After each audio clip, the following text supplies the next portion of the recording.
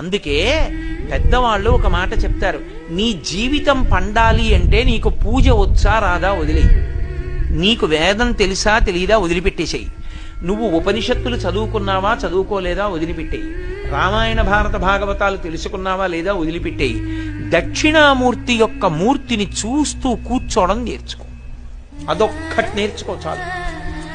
ఏమక్కర్లేదు, ఇంకా దక్షిణామూర్తిని పెట్టుకుని రోజు కాసేపు ఆయన్ని చూస్తే చాలు. మీకు నేను ఇంకా విచిత్రమైన విషయం చెప్పనా, సంటి పిల్లలు కొంచెం కొంచెం పెరిగి పెద్దవాళ్ళు అవుతున్నప్పుడు ఇంట్లో అందమైన దక్షిణామూర్తి విగ్రహం ఉండి, విగ్రహం అంటే ఫోటో కనీసం ఉండి, పిల్లలు కాసేపు దాని వంక చూడడం అలవాటైతే మీరు చూడండి, నేను యథార్థం చెప్తున్న, పెద్దలు నిర్ణయం చేసింది, వాళ్ళు కళ్ళు తిప్పి ఆడుకుంటూ ఆడుకుంటూ పాకడం కూర్చోవడం వచ్చినప్పుడు చూసినప్పుడు వాళ్ళు నిశ్చలంగా కాసేపు ఇలా దక్షిణామూర్తి వంకే చూస్తారు.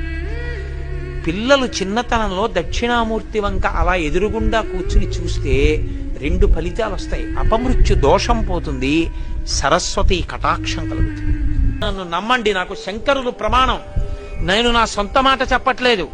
ఈ జన్మలోనే ఆఖరి ఊపిరిలో జ్ఞానం కలిగి పరమేశ్వరుని యందు ఐక్యమైపోతాడు, సందేహం లేదు.